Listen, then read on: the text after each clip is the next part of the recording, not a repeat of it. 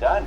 कैसे? जैसे अगर मान लो मैं बोलूं Q1 में 5% है, Q2 घट करके 4% हो गया, Q3 घट करके 3% हो गया, इसका मतलब है समृद्धि दर बढ़ रहा है कि समृद्धि दर कम होता है? हाँ, इसका मतलब अर्थव्यवस्था में क्या आ चुका है? लेकिन लेकिन अभी भी हमारा जीडीपी संकुचित नहीं हुआ है। क्यों? क्योंकि अभी भी ये पॉजिटिव है, क्या नहीं है? नेगेटिव नहीं। इसीलिए अभी भी जीडीपी बढ़ रहा है। अगर यहाँ पूछे क्या बताओ जीडीपी घट रहा है कि बढ़ रहा है? बढ़ रहा है, लेकिन इसके बढ़ने की दर क्या हो गया है? कम। नहीं समझे? ठीक है, मैं फिर से बोल रहा हूँ, यहाँ जीडीपी वृद्धि दर क्या है? कम हो रहा है। दो चीज है ना, जीडीपी वृद्धि दर जो भी बताएं तुम लोगों को, और एक क्या है? जीडीपी। अब बताओ यहाँ पर देखकर तुम लोग क्या बता रहे हो? जीडीपी वृद्धि दर क्या हो रहा है? कम। लेकिन जीडीपी क्या हो रहा है? बढ़ रहा है। अब बढ़ने का दर क्या हो चुका है? कम हो चुका है, यानी अर्थव्यवस्था कहाँ आ गई है? तो बताओ सुस्ती में क्या जीडीपी संकुचित होता है? नहीं होता। आगे बढ़े।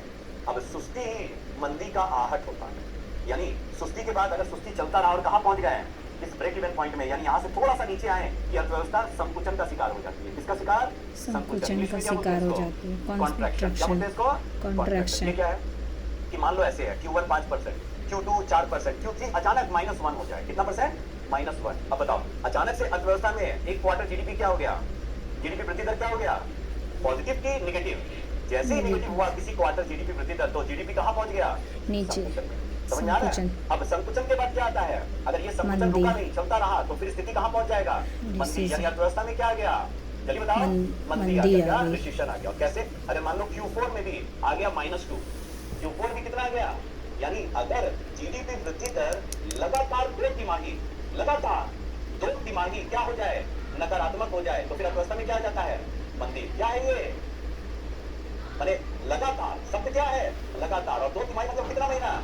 6 महीना। अगर लगातार जीडीपी वृद्धि दर नकारात्मक है, तो इसका मतलब अर्थव्यवस्था में क्या आ चुका है? मंदी। और अगर ये मंदी रुका नहीं, तो ये मंदी धीरे धीरे किसमें परिवर्तित हो जाता है? डिप्रेशन। महामंदी, डिप्रेशन। और विश्व में एक ही बार महामंदी आया है, और जो बहुत बड़ा रहा है वो क्या है? 1929 में। डन। अब बात आता है कि जब अर्थव्यवस्था एकदम गर्त में चला जाता है, तो फिर अर्थव्यवस्था में धीरे धीरे क्या होता है? यहाँ से देखो फिर ऊपर जा रहा है, इसका मतलब अर्थव्यवस्था में क्या होना शुरू हो गया? बताओ। रिकवरी। क्या होने लगा? रिकवरी। अब ये रिकवरी जरूरी नहीं है कि महामंदी के बाद ही होगा। ये रिकवरी कभी भी हो सकता है। हो सकता है ये रिकवरी मंदी से ही हो जाए, हो सकता है ये रिकवरी कॉन्ट्रैक्शन से ही हो जाए, और हो सकता है ये रिकवरी कहाँ हो जाए? स्लो डाउन से ही हो। जितना जल्दी रिकवरी अर्थव्यवस्था में हो जाए, उतना ही अर्थव्यवस्था की बेहतर है कि खराब है? तो सरकार प्रयास करके कोशिश करके जल्द से जल्द रिकवरी कराती है।